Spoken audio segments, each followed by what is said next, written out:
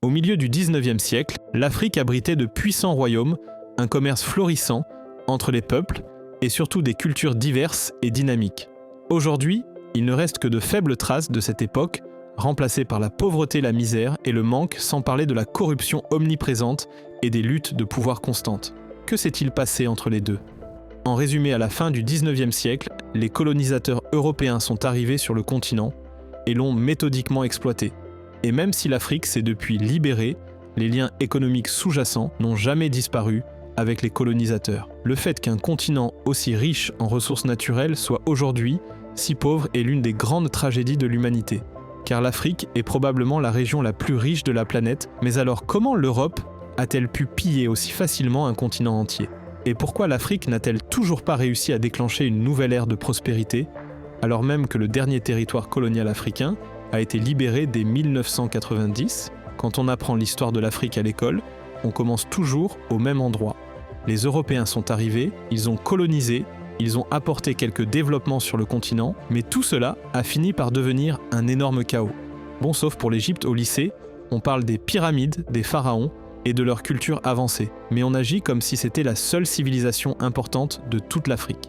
En réalité, après la civilisation égyptienne, on n'apprend presque rien sur l'Afrique jusqu'à la fin du XXe siècle.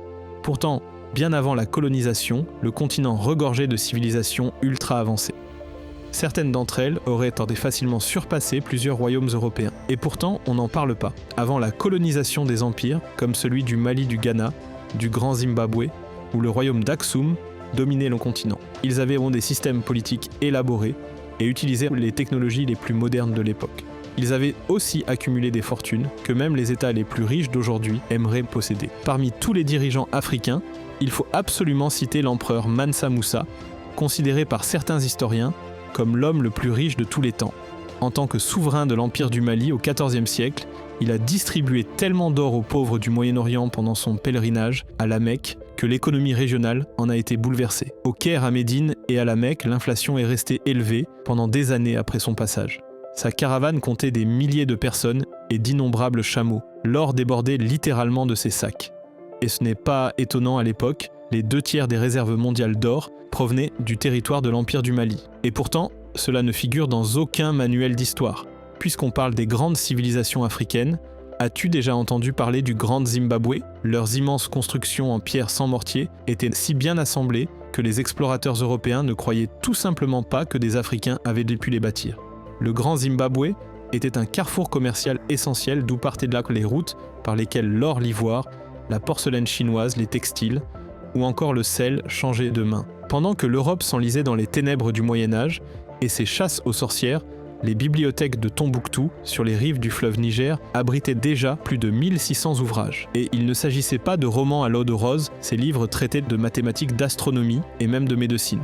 À cette époque, l'Europe était intellectuellement dans le brouillard, tandis que dans certaines régions d'Afrique, la vie scientifique était en plein essor.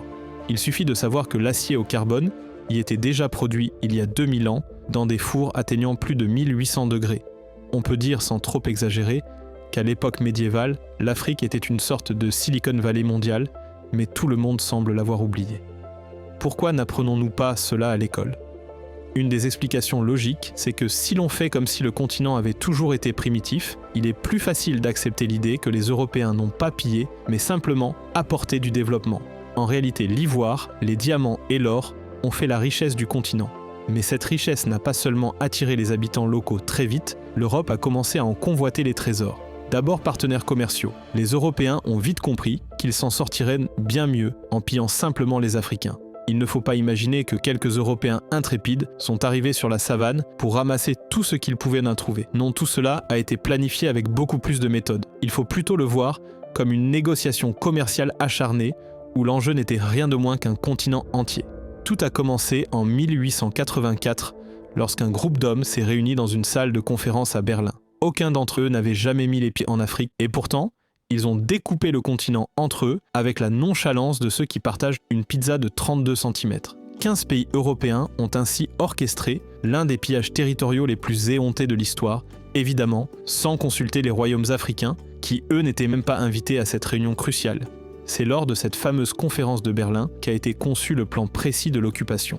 les diplomates européens ont tracé des frontières à la règle et au crayon séparant des familles, détruisant des villages et écrasant des cultures africaines millénaires, tout cela sans le moindre remords. Le processus a été incroyablement rapide. En 1880, la plupart du continent africain échappait encore à la domination européenne. Et pourtant, à peine 30 ans plus tard, seuls l'Éthiopie et le Libéria étaient encore indépendants, tandis que les puissances coloniales européennes s'étaient emparées de plus de 90% du continent. Pourquoi ? Parce que l'Europe avait besoin d'or, de diamants et de caoutchouc à des échelles industrielles des ressources dont l'Afrique regorgeait. La colonisation, qui s'est déroulée au tournant des 18e et 19e siècles, a été d'un égoïsme sans nom. Son cynisme a été illustré de manière éclatante par Léopold II, roi des Belges, qui déclara ouvertement avoir acheté le Congo pour lui-même comme un petit jardin personnel. Cela alors que ce territoire africain faisait 76 fois la taille de la Belgique. Dans ce jardin, on devait produire du caoutchouc dans un système d'une extrême brutalité. L'équation était simple, les populations autrefois libres furent maintenant réduites à l'état d'esclaves et l'on coupait la main de ceux qui ne ramassaient pas assez. Cerise sur le gâteau, sous la domination de Léopold, 2 des millions de Congolais moururent de faim en raison de la colonisation. Mais à quoi servait tout ce caoutchouc aux pneus des vélos et voitures européens ? Et ce n'est là qu'un exemple parmi d'autres. La colonisation a laissé des cicatrices profondes en Afrique. Les nouvelles frontières, tracées arbitrairement, n'ont tenu aucun compte des minorités ethniques et culturelles. C'est ainsi qu'ont éclaté de nombreux conflits qui, encore aujourd'hui, déchirent des pays comme le Rwanda, le Soudan ou le Nigeria. Toutefois, toutes les régions d'Afrique n'ont pas souffert de la même manière, car chaque puissance coloniale avait sa propre méthode bien rodée. Les Britanniques affectionnaient le système de gouvernance indirecte, ils nommaient un chef local et gouvernaient le pays à travers lui. Les Français, eux, cherchaient plutôt à assimiler les populations, à transformer les habitants en citoyens français. C'est pourquoi de nombreux pays africains parlent encore aujourd'hui français. Les Portugais suivaient une logique similaire, ce qui explique pourquoi ils se sont installés en masse dans leurs colonies africaines. Cela ne change rien au fond du problème. L'objectif était toujours le même, exploiter les ressources africaines au service des intérêts européens. Et les populations locales, elles n'y gagnaient pratiquement rien, tout au plus quelques miettes jetées avec condescendance. Les Britanniques en particulier ont agi avec une sournoiserie remarquable. Leur méthode consistait à favoriser un groupe ethnique tout en marginalisant un autre. Résultat, ils dressaient les communautés les unes contre les autres, semant des divisions qui ont généré des conflits durables pendant des générations. Pendant ce temps, les populations se détestaient. Mais alors une question s'impose. Pourquoi l'Europe avait-elle soudainement besoin d'autant de ressources ? Ou bien, si ce besoin existait déjà, pourquoi avoir attendu la fin du 19e siècle pour se précipiter en Afrique et la piller ? La réponse tient en un mot, industrialisation. L'Europe, en pleine révolution industrielle, avait besoin de quantités colossales de matières premières et de nouveaux débouchés commerciaux. Cela, les populations africaines ne l'auraient jamais accepté, alors les puissances coloniales ont pris les devants. Elles ont démantelé les structures politiques locales pour empêcher toute opposition. Certains diront que les Européens ont tout de même apporté des investissements et de la main-d'œuvre qualifiée pour développer le continent. Mais les routes, les chemins de fer et les ports construits à cette époque n'avaient pas pour but de faciliter la vie des Africains. Leur seul objectif était d'acheminer plus rapidement les diamants, l'or, le caoutchouc et les autres ressources jusqu'au port puis vers l'Europe. D'accord, mais après la Première Guerre mondiale, les puissances coloniales ont commencé à abandonner leurs colonies africaines. Pourtant, les infrastructures sont restées sur place. Alors comment se fait-il qu'aujourd'hui encore l'Afrique soit considérée comme un continent pauvre, incapable de tirer parti de cet héritage ? La réponse est en réalité assez simple, même si on l'entend rarement formulée ainsi, tout cela avait été soigneusement planifié. Les colonisateurs ont volontairement conçu un système dans lequel l'Afrique resterait perpétuellement dépendante de l'aide extérieure. Autrefois, les économies africaines fonctionnaient de manière autonome. Les gens cultivèrent mal la terre pour se nourrir eux-mêmes. Mais la colonisation a complètement bouleversé cet équilibre. À partir de là, les agriculteurs n'ont plus travaillé pour se nourrir, mais pour produire des marchandises destinées à l'exportation, à vendre à l'étranger. Les cultures vivrières ont été remplacées par des produits de rente, comme l'arachide, le coton ou la canne à sucre. Le problème, c'est que ces cultures ne se mangent pas ou très peu, et qu'elles nécessitent des conditions de travail souvent inhumaines. Résultat absurde, malgré des terres agricoles abondantes, les populations locales ont dû commencer à importer leur nourriture depuis l'étranger. Le travail forcé dans les champs a profondément bouleversé les sociétés africaines. Dans les forêts du Congo, des milliers de personnes passaient des semaines à récolter le coton pour atteindre des quotas imposés. Les Britanniques faisaient la même chose en Ouganda. Quant aux Français, ils ont instauré en Afrique de l'Ouest le système de la corvée, c'est-à-dire du travail obligatoire et gratuit imposé par l'État. En 1964, des revenus d'exportation de la plupart des pays africains dépendaient d'une ou deux matières premières. C'est comme si toute l'économie française reposait uniquement sur le tournesol et le blé, sans rien d'autre. On serait bien en difficulté si c'était le cas. Le système éducatif local n'a pas aidé non plus à sortir de cette situation. Dans les écoles coloniales, les Européens ne formaient pas des ingénieurs, des scientifiques ou des entrepreneurs, mais des bureaucrates. Ils voulaient des gens capables de gérer les papiers avec la plus grande précision et d'aider à maintenir un système qui servait les intérêts européens.